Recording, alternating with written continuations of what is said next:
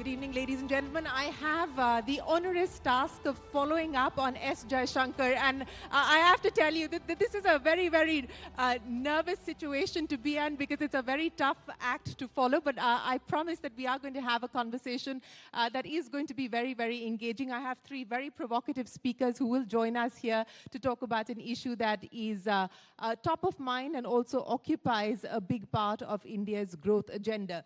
So without further ado, let's get started. Bill Gates was in India a couple of weeks ago, and this is what he said. No country has built a more comprehensive digital infrastructure than India. We need innovation from the world, but specifically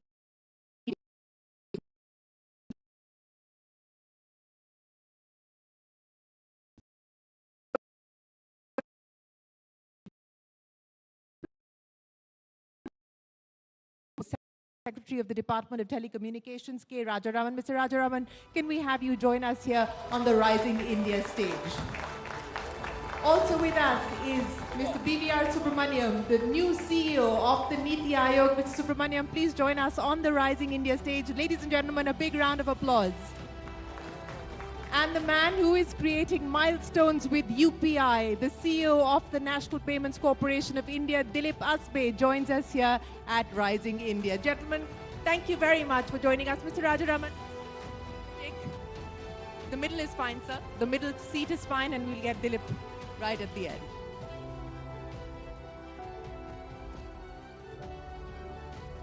Thank you very much to all of you for joining us here today. Mr. Rajaraman, let me start by asking you, because the growth of digital India is incumbent on the digital highway and the digital infrastructure, which the Department of Telecommunications that you lead is responsible for. So let me start by asking you about where things currently stand now as far as the National Broadband Mission is concerned, as well as BharatNet. Ladies and gentlemen, for those of you who may not be aware, BharatNet is essentially the plan to connect India's villages with high-speed broadband connectivity. So I want to start by asking you for an update on where things currently stand. What are the latest milestones on that front? So, it's a pleasure being here in this very diverse audience. So the task before us is to actually enable every citizen of this country to access broadband. That is the ultimate goal that the Honorable Prime Minister set for all of us. So this journey of laying out optic fibers to the rural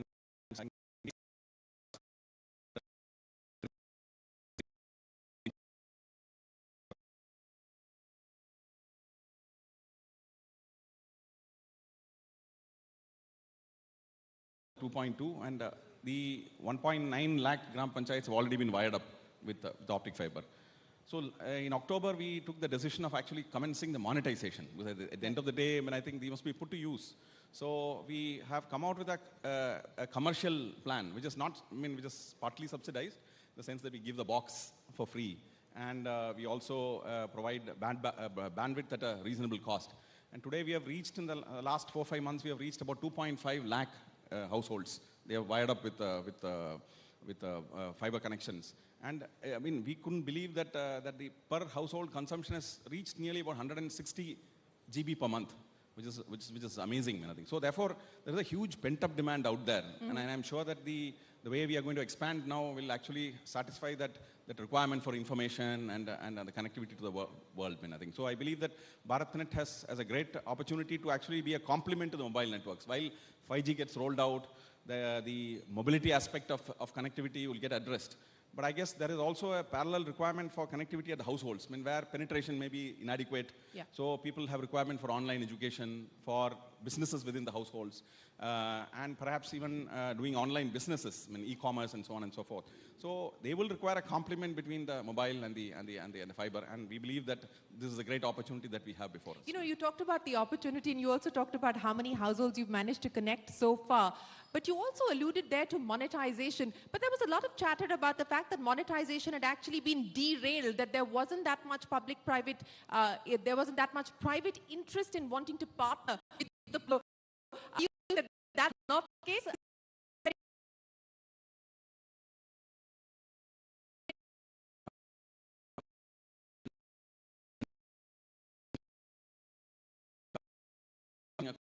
Country. We have a huge number of programs. India is forever under construction. Yes. So therefore, cuts, I mean, every fiber network suffers nearly about 4 cuts per 1,000 kilometers per month. So the cost of maintaining an fiber optic network is very onerous. So therefore, and coupled with that, we have a low, I mean, what do you say, expected revenue base in the rural areas. So it's a very hard market, unlike the urban areas. So therefore, the private sector perception of this particular value of this particular network is a little low. I mean, I think we can well understand that. Therefore, I think we have decided to go forward with the public sector model, wherein BSNL will maintain it, run it, and then monetize the last mile. So we are not monetizing the whole network, but the last mile, where from the village point, I think they will take it to the households and maintain it and service the customer. And that's worked well, I think. I'll come to BSNL and the revival package that the government announced for BSNL in a second, but let me get Mr. Subrahmanyam into the conversation as well. Mr. Subrahmanyam, you know, as part of the India at 75 vision, Niti Aayog had put together a strategy document, a strategy paper on the use of digital technologies, the use of digital innovation. As things currently stand, beyond Ayushman Bharat, beyond health and financial inclusion, where do you believe the next bed of innovation will lie, especially in the context of the development state that the Niti Aayog is pushing for? Before I answer that, I'd like to actually take you back. What's the importance of digital public infrastructure? I think that's very, very important to understand. You see, I think the digital space grew in an area of benign neglect. Governments around the world allowed them to grow because I think that was required very early on. One didn't understand how these digital technologies would grow and how they would pan out in the long run. But over now, the last 20 years, people have actually realized that there are a lot of externalities that come out of this. There are network externalities, and actually a few firms can actually dominate the entire digital space. And that's where I think the digital public infrastructure concept becomes very, very important. I mean, it's very related to what we call technology commons. And commons are a public good. So there is a fundamental question. Is the digital architecture through which the world today, and certainly the world of the future, is going to be run by a few monopolies or oligopolies, or is it going to be left common on which a lot of innovation, technology, entrepreneurship can drive? And I think that's where India is a leader in 3 areas, and in the thought itself, in content, and most importantly in rollout. I mean, we have been rolling out it in billions. And therefore, you have so many examples of digital public infrastructure in India. And you've got the UPI, you've got Aadhaar, you've got the account aggregator stack, you've got CoWIN, you've got the agri stack coming up, you've got the logistics stack which is coming up, there's a labor stack in the pipeline. So Niti plays an interesting role. I mean, the role of Niti is, as a think tank of the government, its job is to ideate, incubate, and then transfer, the IIT of the government. So as the IIT of the government, I think it's done it successfully. It pushed digital payments. I think it's in the process of pushing a couple of other things. I mentioned agri, I've talked about labor, I've talked about logistics. I mean, the portal was conceived here, but then now you have a department taking it forward. So I see a bright future, and I see this space being an area which will actually drive Indian technology and much more Indian entrepreneurship in India and globally. You know, that's a nice line that you've given us. Niti Aayog is the IIT for India, and I can see many will probably go with that headline tomorrow. It's a quotable quote there, Mr. Subrahmanyam.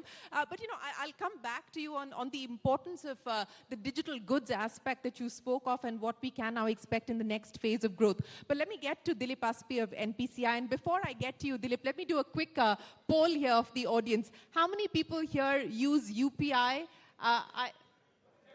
Literally everybody in this room. Dilip, that should bring a big smile to your face. Who didn't raise the hand, actually? Who doesn't use UPI? Yeah. There's one solitary gentleman in the room, and okay, three people in this room who don't use UPI. So, well, the house is on your side, Dilip. But let me start by talking to you about something that has captured the headlines overnight, and I know you've spent a large part of your day clarifying that.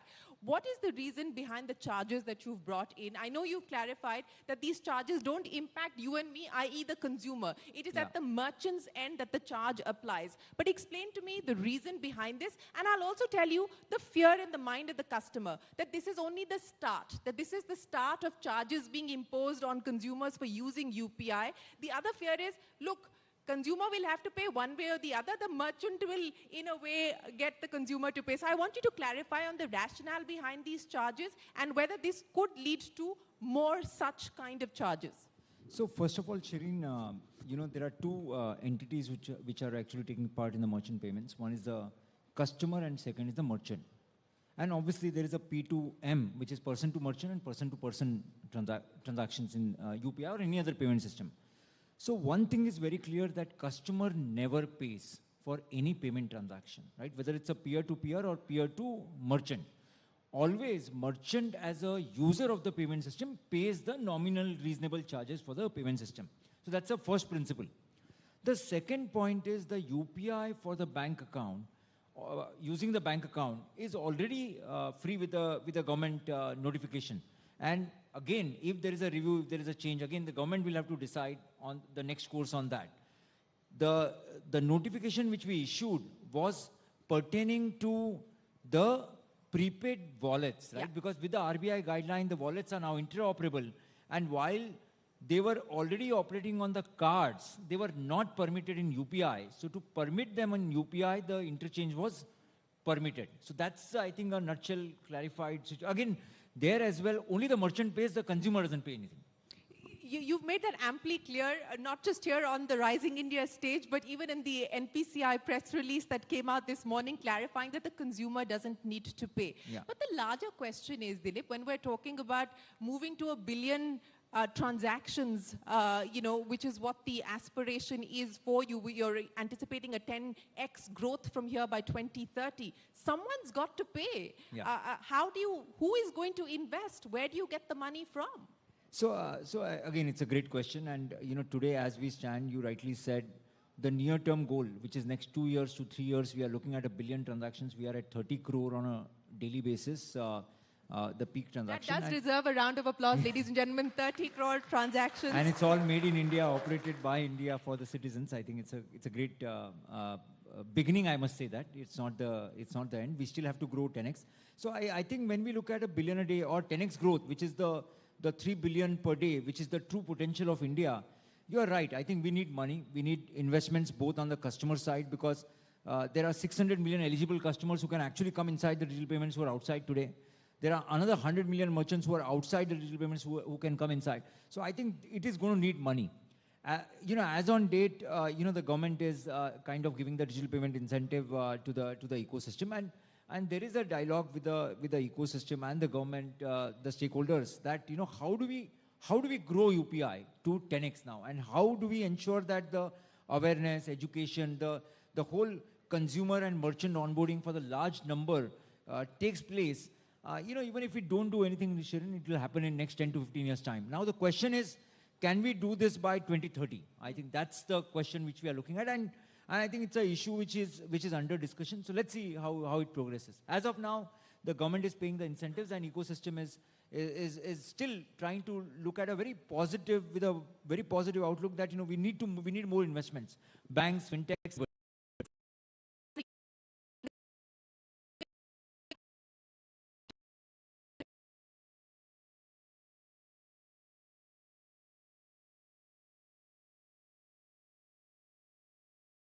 Deccan Aviation, and then he said we'll sell tickets for 1 rupee.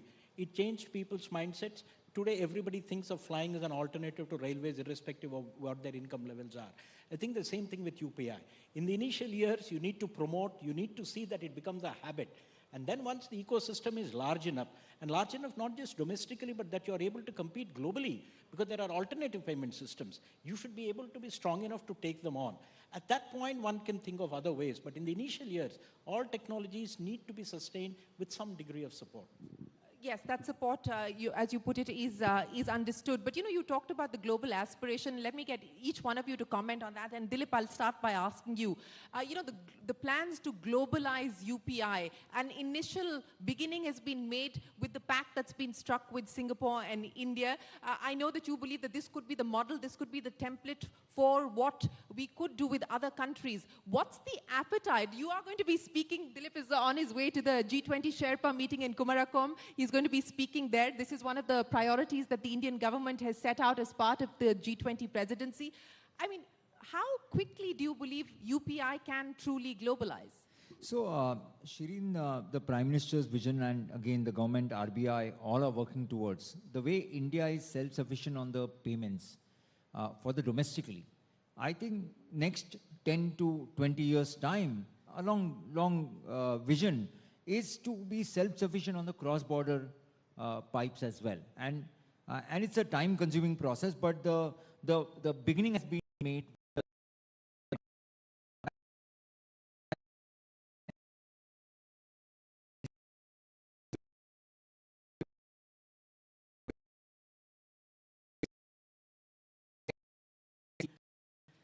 I think the Singapore model has given that confidence to the world in my assessment that in 30 seconds, two bank accounts in two different countries can transact. I think this is just a beginning, and the RBI, the MEA, the government is also helping us to reach out to the other central banks and their agencies to create this cross-border pipes. It's a long journey, but I think everybody's committed to make this happen. We'll have to look at an investment approach, right? Because the transaction will take longer time to pick up to the level what you're looking at. But I think the outlook is outstanding. $100 billion remittance we get on a yearly basis. Plus we have a huge travel now outbound from India. So I think it's a great story. We'll have to keep doing this. So in the next 5 years, what would you believe where could we be as far as globalization is concerned? So I think, it may not be a very wrong to say that, at least a few countries utilizing the India's payment stack, right? Prime Minister said that India's public good can be the public good of the world. Similarly, having the cross-border pipes with at least 15 top countries out of 30 to have the self-sufficient cross-border pipes to process remittances and payments. Well, that's a vision we are looking at. Well, it's not going to be an easy road, as you know. Absolutely. But that is the vision, and it's an aspirational vision. Is that, Mr. Rajaraman? Speaking of aspirational visions and targets, the 5G rollout. I was speaking with the global CEO of Ericsson, and he said that what India has been able to do as far as the 5G rollout is concerned so far is probably the fastest 5G rollout in the world. And by the end of 2023 or by March of 2024, between both Jio and Bharti, we should see nationwide coverage as far as 5G is concerned. You've already been tasked with rolling out 6G. I mean, when are we realistically talking about that?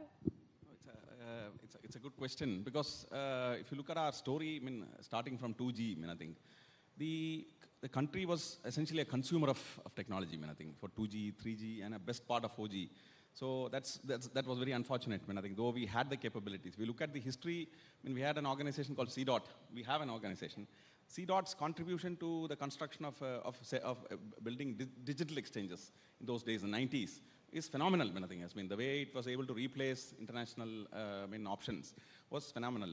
But somewhere in between, I think they lost the opportunity to innovate. So not only CDOT, but the entire ecosystem. But the last several years, I think I would say 7-8 years, I think the confidence has returned to the local domestic industry. Because essentially, it is not about building technology. Building technology has to come along with market access. If we don't promote our own products, who else will?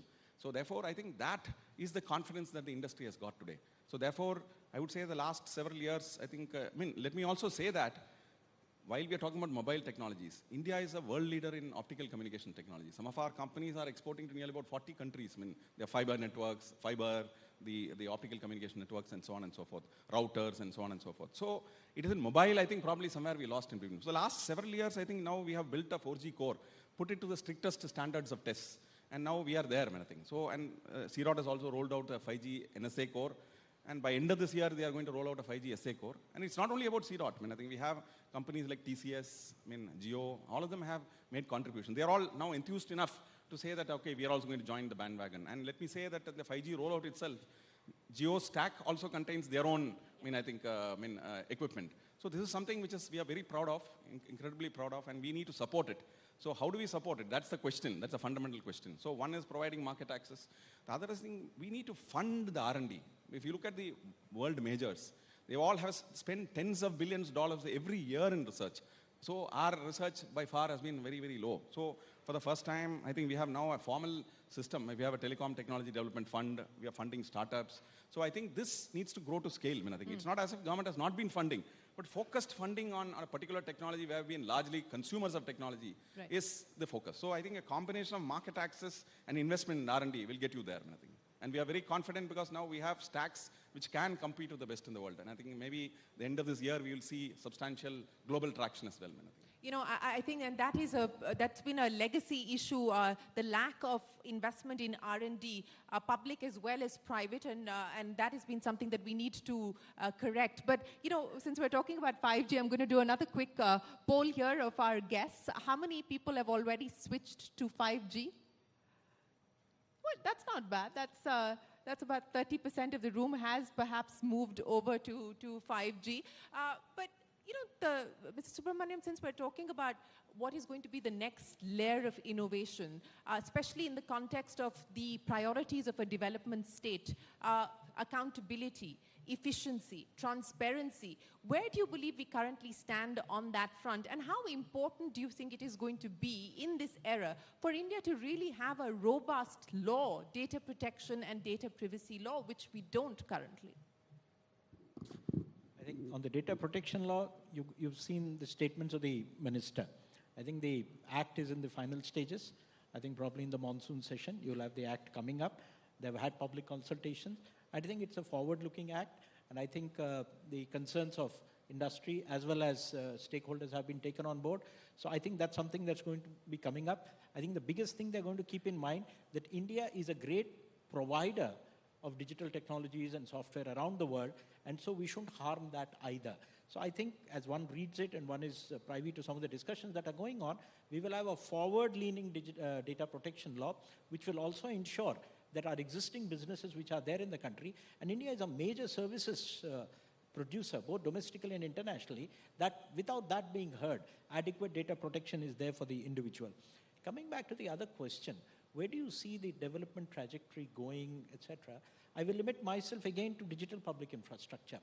I think this is one area where India is actually playing the role of a disruptor globally. And I think that's very important. We could have flown along with the tide and then done what everybody else is doing. I think it's very interesting that India is actually poking its nose, creating waves, breaking up existing patterns, creating new architectures, which is allowing our own firms to piggyback on that public architecture and come up with new solutions, new technologies, new applications. Give me examples of this poking nose disruption that you speak of. It's very clear. I mean, I will begin one by one. Look at Aadhaar, the identity. I mean, the day is not far away when we're going to sell Aadhaar as an identity globally.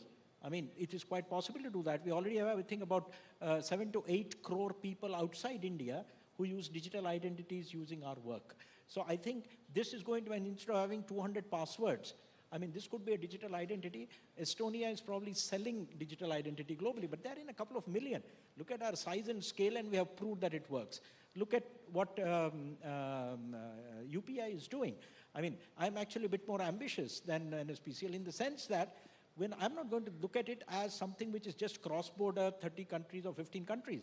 I foresee this as a major challenge to what existing financial transaction systems globally are. This is going to be a threat to SWIFT. This is going to be a threat to other payment systems around the world. I mean, it's not impossible that 15, 20 years down the road, the UPI model becomes the basic payment model around the world within countries for their own internal financial transactions. And where India benefits from that is being the thought leader in this. It's our firms which will have the products which will then be universally applicable. One of the complaints against the Indian software sector is that we provide, white labor, we are basically doing back office work, and we don't develop products. The advantage of this, and the third one, the account aggregator framework, which RBI has developed. In a way, that is piggybacking on UPI and the digital payment system where you're going to have fintech firms which are going to lend to people, not on assets, but on cash flows. I mean, that's a fundamental shift. I mean, a thelawala on a road doesn't have assets, but he has cash flows, and you can actually lend to people on cash flows. Once you've established that principle, think of how it will explode globally. And so whatever you see, be in Bangalore, Bombay, outside Delhi, these new startups, the unicorns that are coming up, they're not unicorns just for nothing, but they are coming up with business models which are riding on our public architecture, which tomorrow I foresee as at least half or more than half of them being global standards. And building on what NSPC UPI is doing, what India should be doing is, after having established the proof of concept on scale in India, we need to set global standards. And the day that happens, you will see that Indian standards means more Indian created stuff, be it products or technologies spreading around the world. I think that's the game of the future. Are we going to get into standard making? And I think we are on the way, and that's where the G20 will help.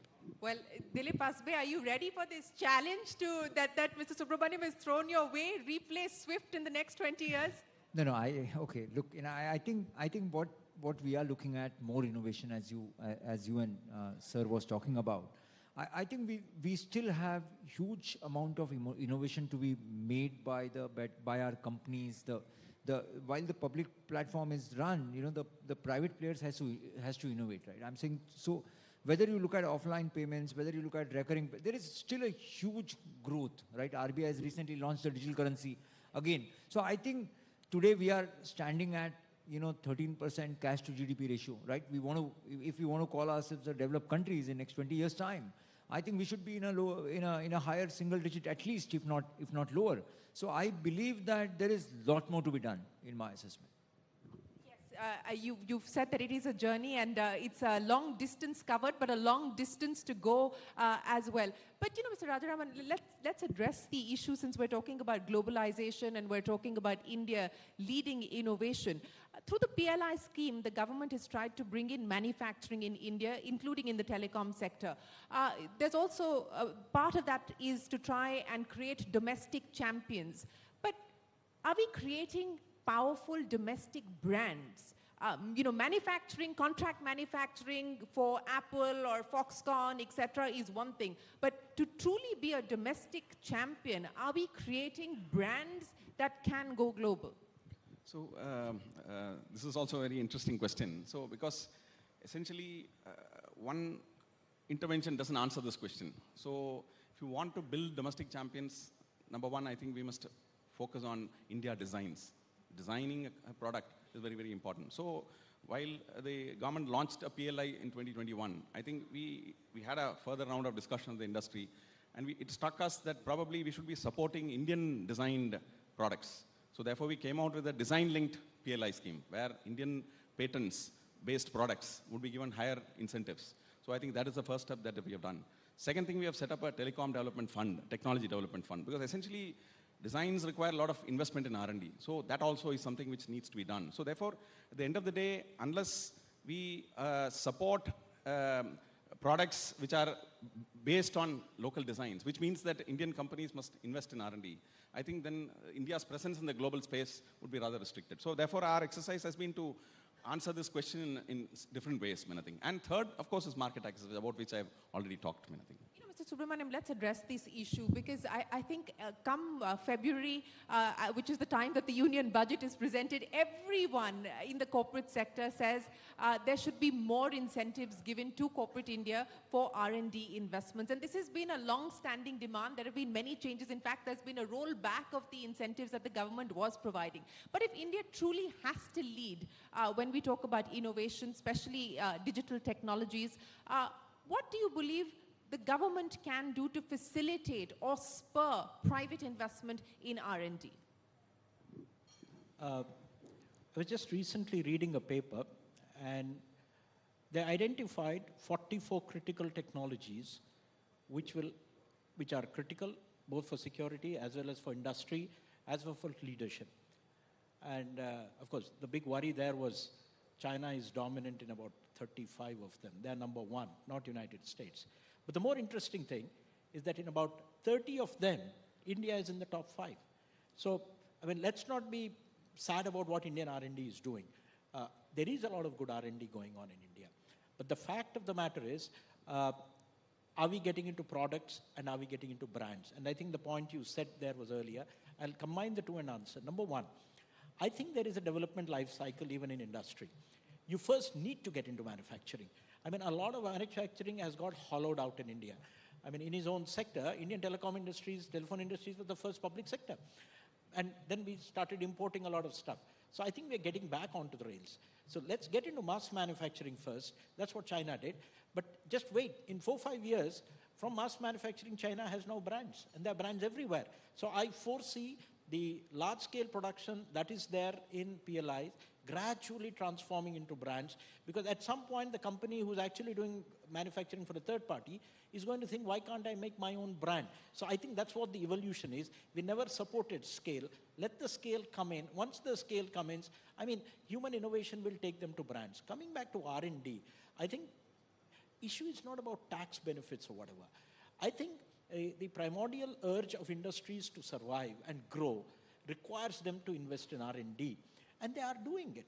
I mean, look at our automobile sector. And I'm going back to my past position wherever I was. You talk to the two-wheeler industry in India. The two-wheeler industry in India is global, the world-beating, and they're the best. They're not terrified about any two-wheeler from some other country. Go to EVs.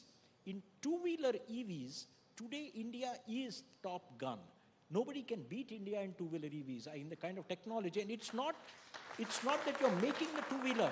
It's the inner components, the parts, the touch screens, all of them are now designed in India. There's nobody else who can be there. I think that's where, be it the FAME program, be it the PLIs, as we push more into these areas, I'm quite sure R&D is as important as manufacturing. It will happen in consonance, and you've got departments which are individually supporting R&D. Mr. Rajaraman, since we are talking about manufacturing, let me very quickly get an update from you on the semiconductor plans. Again, a very aspirational, ambitious plan that we put on the table in terms of manufacturing semiconductors here in India. What's the update, sir? We've all been waiting for one. So this is with the Ministry of Electronics and Information Technology. I know, but I know that the government doesn't work in silos anymore. Yes, At least that's what we keep hearing. Yes, but then I think the process of calling for proposals are in the final stage of examination. So we expect some decisions probably in a month or two. So at the end of the day, it is a process. So it is just not about announcing a set of initiatives. A lot of initiatives are already happening. Like for instance, we in India have a very strong fabless design capability in Bangalore and many other parts of the country. I think, in fact, most of the multinational companies have their back-end fabless chip design facilities in India. So the R&D headcount is huge. I think, so the capabilities already exist in India, except we need to move to the next stage of fabrication. In fact, that is being overcome by the industry by actually sending it out to other countries. So I wouldn't say it's a disability, but if you go to large-scale manufacturing, well, it is in a sense. So I think maybe in a couple of years from now, I think once this initiative takes off, so there are 2-3 parts to it. One, of course, is to set up the fab facility, for which I think probably the decisions are in a very advanced stage. The other thing is to create the ecosystem that will support it. That's very, very important, because you need the skill sets and you need the supply chain, because both are very critical to the semiconductor industry. A supply chain which is very, very specialized, I think rare gases and specialty chemicals and so on and so forth. So that is something which the government is actually working with, and I think there are a number of producers already in India who are now being kind of coordinated into producing to scale and to the quality that the semiconductor industry requires.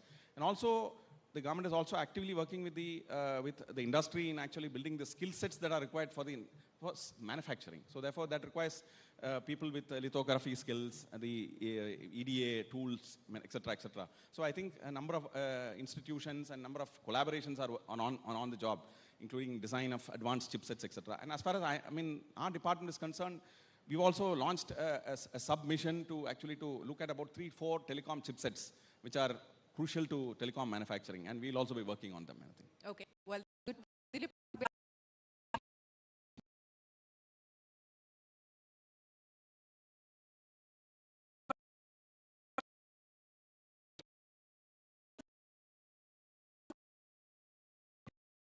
here with us here in the audience. So Shirin, I think we just have been talking about how the UPI can help any other country. We have spent about 12-13 years now building up the digital payment story of India. So why the country has to spend all the time, all the efforts, right? So that's a pitch back to the other countries. Obviously, it's their choice to use or not to use, but we are kind of looking at a knowledge support. We are looking at a software support under the regulator-to-regulator arrangement. We are also giving the source code to the central banks so that they are self-sufficient and they are not dependent on India for that matter. So these are the kind of things. And obviously, how do we make the cross-border efficient? Because one of the G20 mandates has been improve the access, transparency, the cost, and it has to be real time, right? So these are the 4 principles of G20 laid down for the cross-border remittances. So again, how do we get more traffic on adhering to these 4 principles? So a lot of work, I think, a lot of discussions are happening, and we believe that hopefully the countries are looking at India as an aspirational story which they can use as their partner to build up their domestic payments.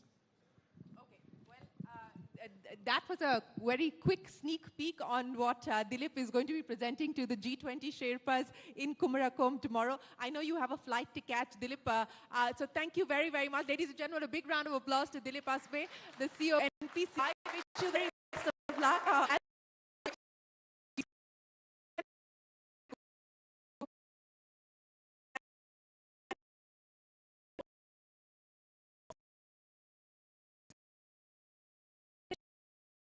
The future, that India has a facilitating environment in light of Aadhaar, in light of everything else that we've been able to do with UPI, etc., that digital banks may not necessarily be far away in the future. You see, digital banks is an old idea. I mean, it's at least 20 years old. There are countries which have floated digital banks, but they've just not taken off for a variety of reasons. What you have had is actually computerization of brick and mortar banks, and then your interface with branches has reduced, but banks have not vanished. But now that you see the building blocks are already there, you've got a payment system, you've got an identity system, you've got your presence-less, paperless, cashless, all that happening. Digital banks is just one step away. It's just a question of RBI as a regulator becoming comfortable with the concept, and it's not far away that RBI will also have to accept reality, that this is the way forward. And India is actually best positioned to do that. And once you have digital banks, and of course, there'll be a different regulatory setup for that. It's not a payment system because banking system affects the entire economy. You need some prudential norms to manage that. But once the RBI sets up and recognizes the need for this, understands that technological progress is inevitable. So, and then you recognize that, you set up regulatory system, I think India can be a leader in digital banks.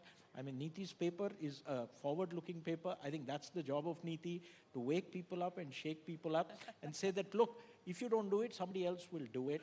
And why don't we do it first? And if we do it first, we become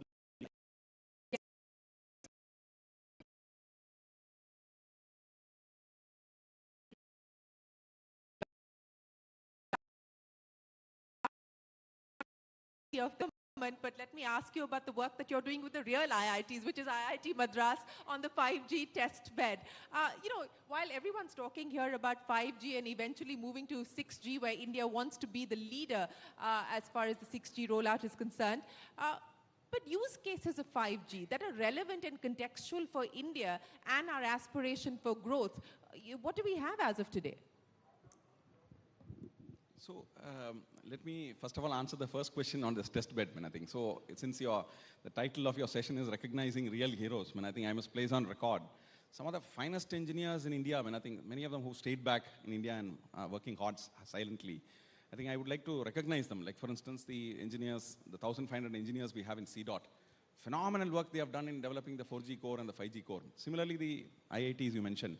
There are many professors out here who are doing high-end research in 5G advanced, and some of them have got 6G-related patents as well, I think. So these are outstanding people who are also, I think, taking the tough task of actually filing a patent. Filing a patent can be incredibly difficult. Let me tell you that, I think. It can be incredibly difficult because getting a global patent is even more difficult.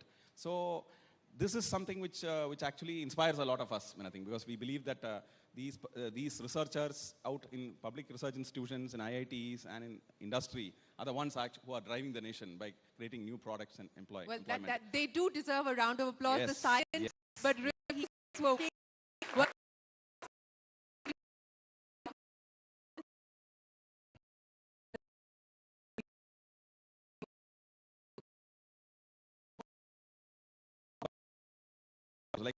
for instance, the BharatNet, the question that you asked, there are, in the last 5-6 months, we have enrolled about 5,000 BharatNet Udyamis, who are youngsters out in the village, who have taken the trouble of drawing the fiber and taking it to the houses, maintaining, answering the customer calls, and making the digital India happen. So these guys, I mean, I think they're the ones who are probably going to take digital to the villages. So these guys are amazing. In fact, I think when we send teams out to the rural heartland, incredible stories emerge. Like, for instance, I remember a particular story about an old man who is living in a village in Haryana, whose son was there on a short visit. After seeing the fiber and the digital connectivity in the village, he promised his father that I will bring your grandchildren back to the village now from the US. So I think they are going to host the grandchildren for the first time after several years, because they have now hope that they can stay connected, I think. So these are the stories that you get from the villages.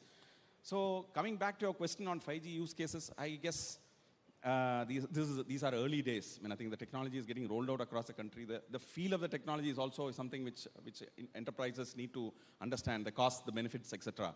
So at this point of time, in the last 8-9 months, we have actually launched an interministerial committee, which is working with all the ministries, the central public sector undertakings, and the private sector to look at sector-specific use cases. The use cases are in education, in smart agriculture, in mining, in enterprise, within the shop floors and the factories, to look at workstation monitoring.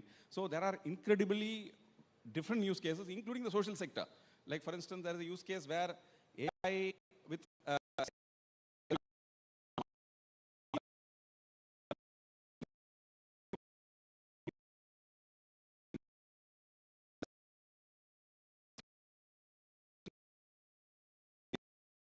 citizen safety, citizen convenience and comfort when he travels late in the night.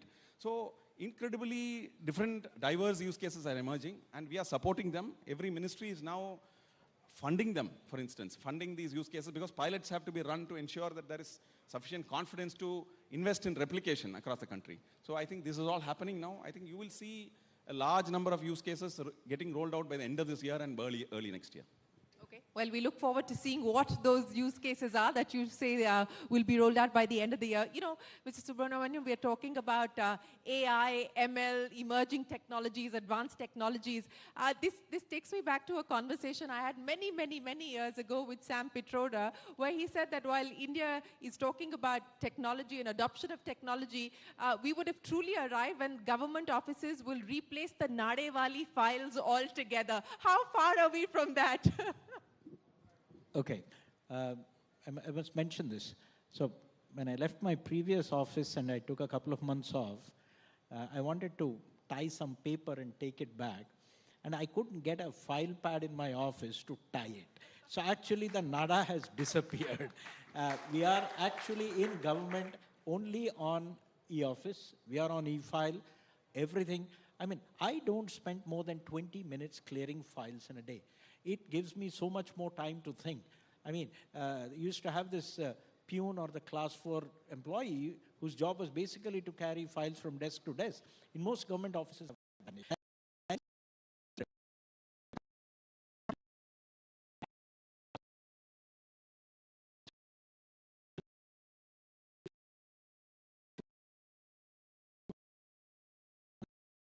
just within ministries, but across barriers, across ministries. So I think we don't get applications for leave or whatever. So everybody is online, everybody is doing stuff. So I think the government has evolved. We have a lot more to do. We are not yet into data analytics in a big way. Government throws up a lot of data. So using data for decision making, these are frontier areas. But the basic rubric of actually working online is right across. In fact, trying to get something physical now is a big problem. So we have come a long way. I want to ask both of you. Mr. Rajaraman, I'll start by asking you, what are the apps that you spend most of your time on? I think it's e-office, as you said. E-office, and then maybe a little bit of WhatsApp and DigiLocker and those kind of stuff. There are UPI, for instance, I think. So these are the, and we have a video conferencing app, called Samvad and C.Meet. These are also incredibly useful applications, I think. Mr. Subrahmanyam, what are you on? Pretty similar stuff, and I'm not on streaming services, so I don't have Amazon Prime or whatever. But I must tell you one story, and that's very interesting. I think Asbe has left, but you would find it interesting. couple of months ago, I was on the beach in Vizag on a morning walk, and I wanted to buy dal muri early in the morning. So I bought, and I asked the lady, and then she's probably semi-literate, maybe class 2, 3 pass. And she said, "Kitna?" And she said, 10 rupees. And then I didn't have much in my 100 rupee. She didn't even say UPI. Telephone se nahi pay kar sakte hain kya, And, I felt very, very ashamed. I'm not carrying my phone. But, that's evolution. And I think that's the kind of barrier we have crossed. And the day we ride on this 5G and the speed at which it is being rolled out, you will see public switching to it so fast. And the use cases will develop not just inside government, but 10x outside government. Yes, that is the hope and that is the expectation that we will see a lot being built on the 5G networks that are currently being rolled out. Well, gentlemen, it's been an absolute pleasure. Thank you very, very much for joining us here at the Rising India Summit, for giving us a sense of what the government's priorities are when it comes to digital India. Ladies and gentlemen, a big round of applause for Mr. Subrahmanyam as well as Mr. Rajaraman. Thank you very much for your time. Big round of applause. Gentlemen, may I just request 2 minutes to, can you please stay back on stage? I just request Shireen to present them mementos at Rising India, please.